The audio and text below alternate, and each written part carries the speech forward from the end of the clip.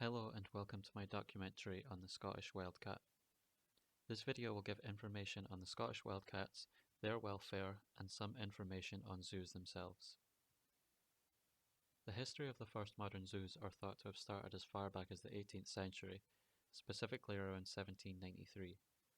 Back then, zoos were made purely for the entertainment of the visitor and were like a museum of animals rather than a natural habitat. Enclosure design and size had no consideration and could be filled with as many animals as they could hold. Dogs and cats could even be given to zoos as a price of admission for the visitor, as they would be fed to the animals housed. Zoos today are now a much different place and focus strongly on animal welfare, conservation, education, and research. Good animal welfare starts with the 5 freedoms. The 5 freedoms were originally conceived as a minimum standard for farm animal welfare. This came into effect by a committee led by Professor Bramble in 1965. The initial proposal was that all farm animals should be able to stand up, lie down, turn around, groom themselves, and stretch their limbs. The 5 freedoms have been modified and adapted since their inception and are now as follows. The freedom from hunger, thirst, and malnutrition. Freedom from discomfort. Freedom from pain, injury, and disease. Freedom to express natural behavior. And the freedom from fear and distress. The 5 freedoms have been extremely influential and fundamental to shaping animal welfare and are still used today by many organizations.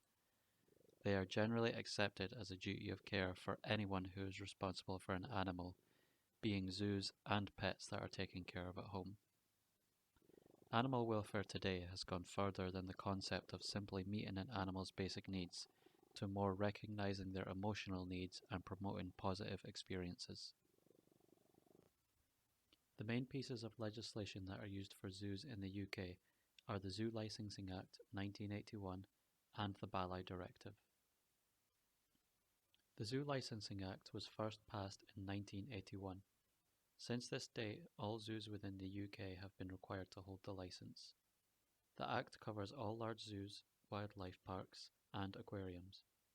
The Zoo Licensing Act defines a zoo as a place where non-domesticated animals are kept and open to the public for at least 7 days a year. The Balai Directive is an EU Council directive that controls the transportation of non-domesticated animals between EU member states with regards to veterinary screening and animal health. The Balai Directive was approved in 2002 as an all-encompassing directive for an array of animals not covered by other EU legislation. Obtaining Balai approval requires an extensive amount of work for zoos to obtain. However, once in place, it will become much easier for the movement of animals between cooperating zoos. Several organizations may opt to join a zoo collection if they meet the criteria for them to do so. Some of the organizations include BIAZA, the British and Irish Association of Zoos and Aquariums. They represent the best zoos and aquariums in the UK and are committed to conservation, education, and research. EAZA, the European Association of Zoos and Aquariums. They represent the best zoos and aquariums within Europe and also work towards education, conservation, and research goals. WAZA, the World Association of Zoos and Aquariums, originally known as the International Union of Directors of Zoological Gardens, and was renamed in 2000. Membership to WAZA is open to individual zoos, but they must, however, already belong to a regional association and are related to organizations such as ZIMS. And the IUCN, the International Union for Conservation of Nature, who work towards global conservation of plant and animal species. They are also the creators of the Red List, which lists the endangerment status of animals. Zookeepers have many responsibilities. These include keeping the enclosures clean for the animals, observing their health to make sure that they are happy and free from stress, and ensuring that they are well fed. They will also make sure enclosures are well maintained with repairs and implement new forms of enrichment. Zookeepers also educate visitors by sharing their knowledge of the animals and keep detailed records of the animals that they are caring for.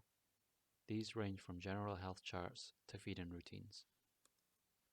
European studbooks, abbreviated to ESBs, are also kept for keeping track of animals breeding. These catalogue the animals' births, captures, transfers, deaths, and releases. These are produced by EASA and are a slightly less intensive method of population management.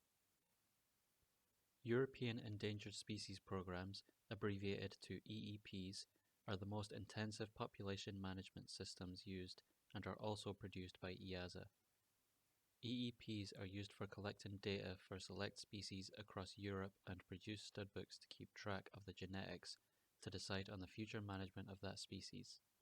This determines what animals can be transferred between which zoos and which can breed. Good welfare standards ensure that the animal housed is well fed, can express natural behavior, and has good enrichment.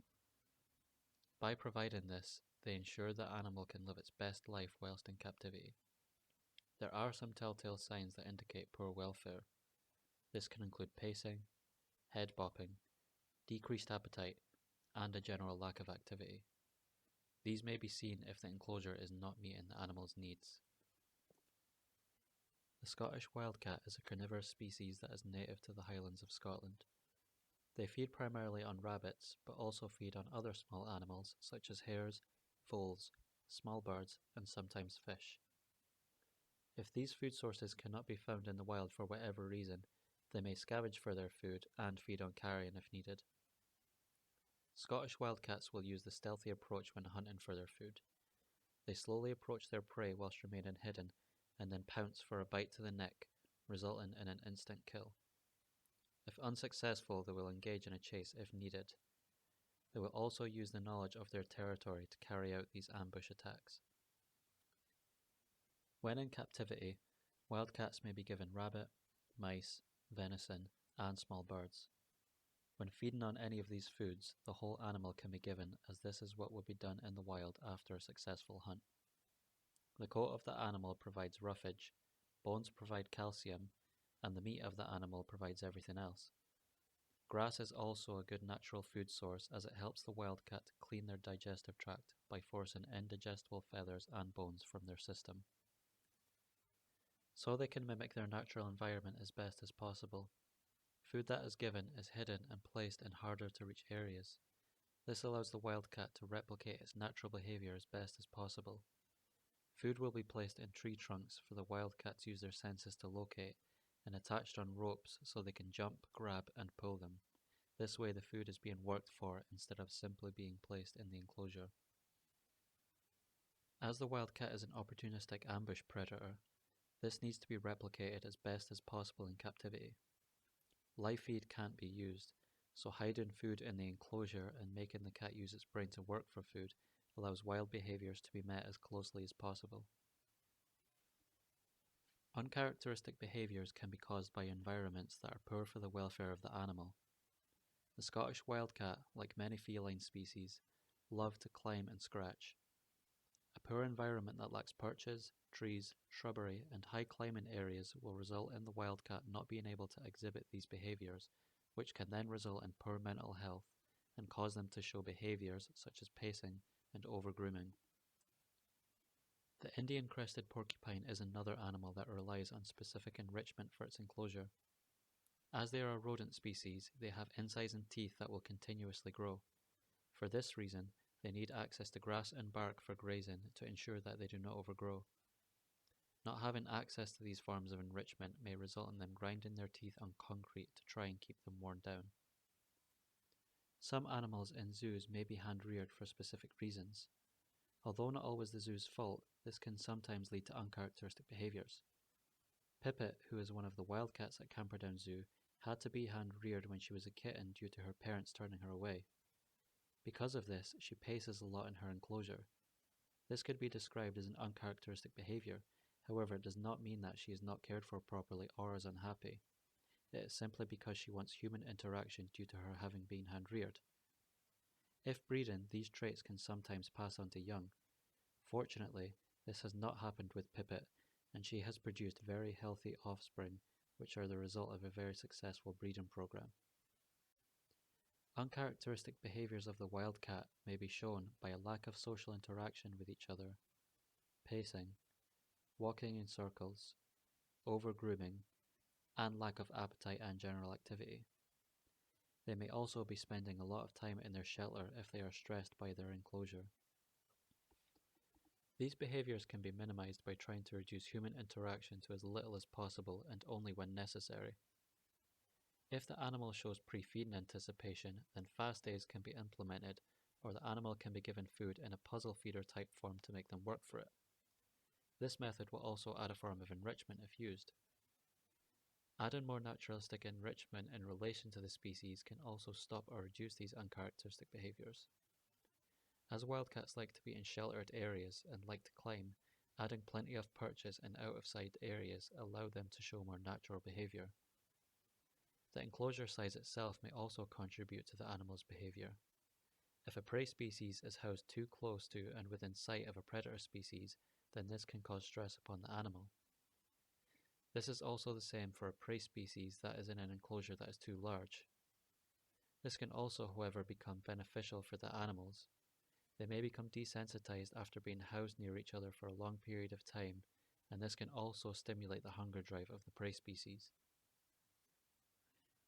Each morning, the enclosure is cleared of waste and excess food that hasn't been eaten, and as stated earlier, food is added in a way to try and promote natural behavior. This welfare sheet shows everything that is existing and what could be improved. When looking over dietary and environmental enrichment, I could not find any faults or anything that needed vast improvement, if at all. If anything could be added to the enclosure, I would add a flowing water source if possible, as feline species prefer this over stagnant water when drinking. However, this is not essential as most of their water intake comes from their food, so it is rarely used. One instance of scatter feeding was seen, however this may have been done to ensure all of the wildcats were given an equal share of food that was easily obtainable for them. All of the environmental enrichment is also very good, providing plenty of shelter, areas to climb, and sleeping areas. When recording ethograms, results shown that the resting time was quite high and playing time was low. Wildcats are crepuscular animals, which means that they are most active at dusk and dawn, so finding a change in behavior outside of this time was difficult. Most activity was seen when feeding in the morning. For this reason, it was decided that a form of enrichment involving food would be used. Another reason this enrichment idea was chosen was thanks to the amazing people at Saving Wildcats. When I contacted them about my documentary, they replied quickly and provided a lot of help and information on some enrichment ideas. For the final enrichment design, a puzzle feeding box was built. This was done by using old wooden boards that were gathered from my classmate and then constructed with the help of a family member. Once the box was put together, square holes were planned to be cut. However, the tool began to make the wood smoke. This meant that we had to improvise and use a flat screw to try and make circular holes on the box, as they were the only tools available. Despite the design not going entirely as planned when constructing, the design came out okay, and once in the enclosure, some hay was placed in the box, followed by mice for the food.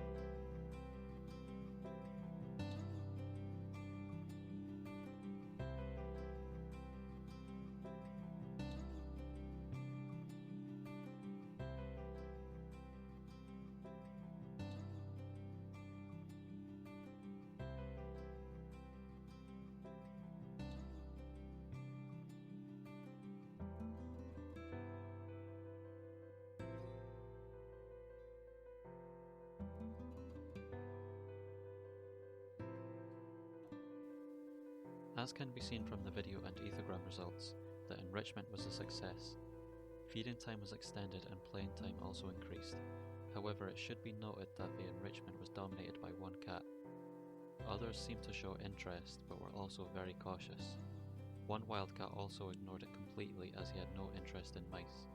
This is why a significant increase is shown in the number of occurrences for resting.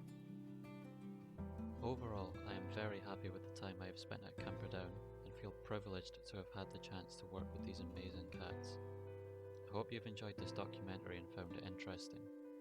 I would like to give a thank you to the group tutor Kirsty for her guidance through the course, Mel for her help on putting the documentary together, Michael for his great teamwork, Kelby for helping to build the enrichment, and Sandra Ann from Saving Wildcats for the help she gave me and already does for the Wildcats. And a thank you to anyone who has watched this documentary and enjoyed it.